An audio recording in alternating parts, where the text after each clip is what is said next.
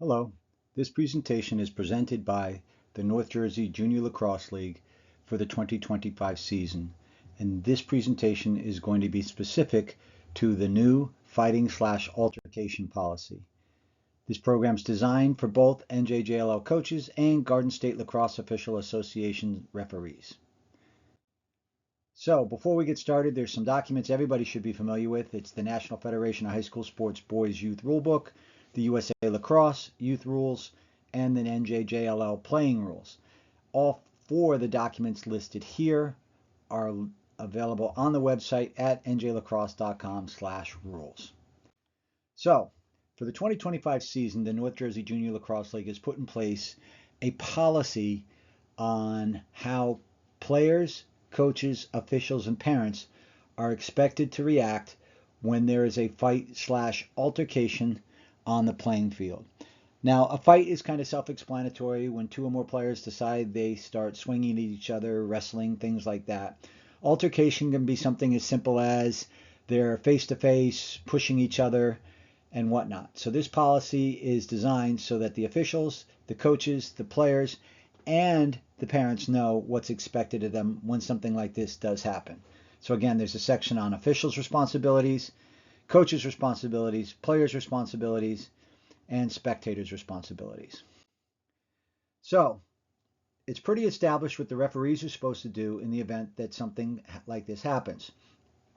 The official closest to the bench areas is supposed to use their best efforts to freeze the team bench areas to make sure that no other players come off the bench towards the altercation, and the coaches are supposed to help with this.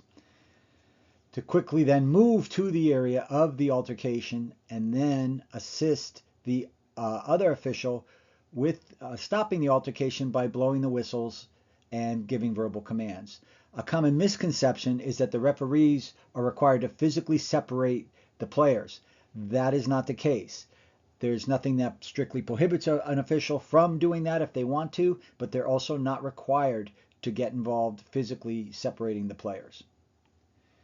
Then the official furthest away from the benches when the incident occurs is supposed to use their best efforts to move immediately to the fight altercation and attempt to break it up using verbal commands and repeatedly blowing the whistle. Verbally warn other players to stay away and return to their bench area, even players who are hoping to help the situation by maybe getting a teammate out of there. Both officials need to use their best efforts to keep other players from moving towards the fight or altercation, write down jersey numbers of players involved, and this includes jersey numbers of any players who might leave the bench area. They're subject to ejection also. And then after the incident's under control, the referees need to make sure all players are in the bench area, have the coaches talk to their players, get them under control, communicate with their partner, talk about what was observed. They need to then announce the penalties, clearly communicate the expectations about behavior to both benches and to players in the penalty area, warn both teams that the game is in danger of being terminated, and terminate the game if necessary. That can be a referee's decision or a coach's decision based on the overall attitude or temperature of the game. Then after the game, the referees are supposed to contact the head league assigner immediately, make them aware of the incident by text or a phone call, and then within 24 hours, they're going to need to send an email with a written report as to exactly what happened. The report should just state the facts, do not include personal opinions about any player, and specifically indicate player ejections by team and jersey number and a name if possible. So now, coach's responsibility. A coach is responsible for the conduct of their team's coaches, players, and spectators. It's critical that the coach go over this procedure with their players and their other coaches so everyone knows what's expected of them when an incident like this occurs. So if a fight or altercation occurs, coaches should attempt to freeze their sidelines, make sure no other players leave the bench area, enter the field immediately to go to the area of the fight or altercation. You should attempt to remove their players from the situation. What that means is they should not be putting their hands on the players from the other team. They should just simply be grabbing their player and try and get them out of the situation. Coaches should avoid touching players from the opposing team unless it's required to prevent a serious bodily injury. You'd need to be able to justify why it was absolutely necessary for you to put your hands on a player from the other team. If multiple coaches are available, one should stay in the bench area to ensure no players enter the field. So coaches, if you have multiple coaches available, pre-plan this. And if something happens, hey, I'm the head coach, I'm going to go on the field and get our player or players out of there. This coach is going to sit there and he's going to make sure nobody leaves the bench area. And this coach is going to go out on the field and get all the other players who aren't involved and make sure that they get over to our sideline quickly. Have a plan. So they should also then order all their players to immediately move to the bench area without engaging the other team's players. No trash talking back and forth. They should not engage the other team's players or coaches verbally or otherwise. Then the coach needs to return to their sidelines when the altercation's over and speak to their team. Wait for the officials to announce the penalties to be enforced. Don't start to debate or argue or try to influence what the officials are going to say. Wait for the officials to announce the status of the game. Again, they could decide based on the temperature of the game that the game is over. And if the game is continued, coaches must monitor the tension level of their players to make sure it's safe to continue. If the game continues, coaches shall continue to monitor their players to make sure they act appropriately.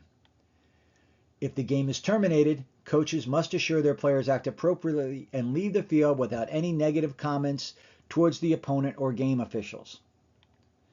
A post-game handshake may be canceled at the discretion of the coaches to avoid further issues. So yes, that is okay. This is not a referee's decision, but if one of the coaches feels it's just not a good idea to put these kids in a handshake line, well then as a group, you can towards each other, wave goodbye, and go your own ways just so that we don't have any further incidents.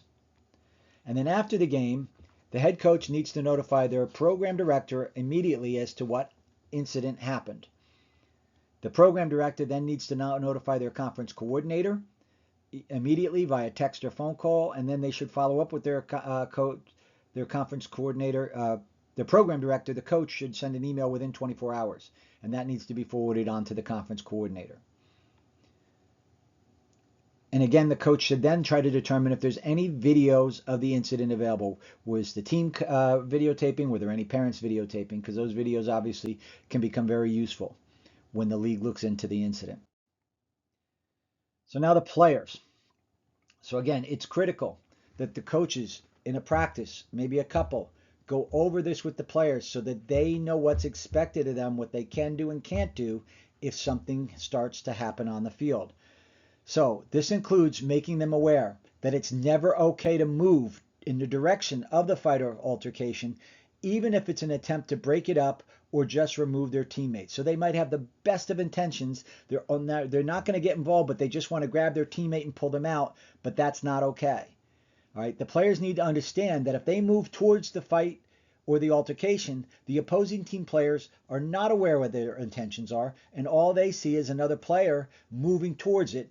And as such, they'll probably start to move towards it too, potentially making things worse.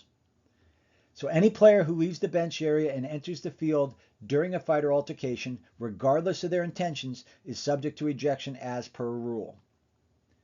So if a fight or altercation occurs, the players shall immediately move away from the fight or altercation in the direction of the bench area. Do not attempt to separate the fighting players, even if they have the best of intentions. Encourage their teammates to also move back to the bench area. Not engage with the other team's players or coaches, verbally or otherwise.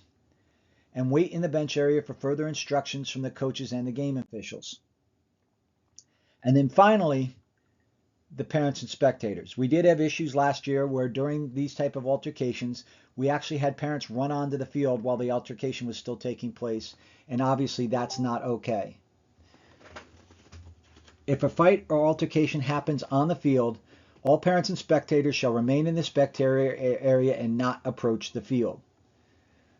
They should not engage with the other team's coaches, players, or officials on the field, and they should not engage with the other team's spectators, verbally or otherwise. No parent or spectator shall enter the field area unless instructed by a game official due to an injury. Obviously, if there's a player injured, the referees are going to allow the parents on the field. If a parent or spectator has a video of the incident available, they should make their head coach aware. And in closing, This now puts in black and white what is supposed to happen in an incident where players either start to fight or there's an altercation that could turn into something. So it answers the questions. Coaches, yes, you're the ones that's supposed to have to go out on the field. You have to get your player out of the situation. And there's no fear of you being ejected for running onto the field. As the policy states, if something like this happens, it's your job to get on the field and get your player out of there. If you have any other questions or want some more information about this, you can go to the league website, www.njlacrosse.com, and there's more videos like this on our YouTube channel. Have a great day.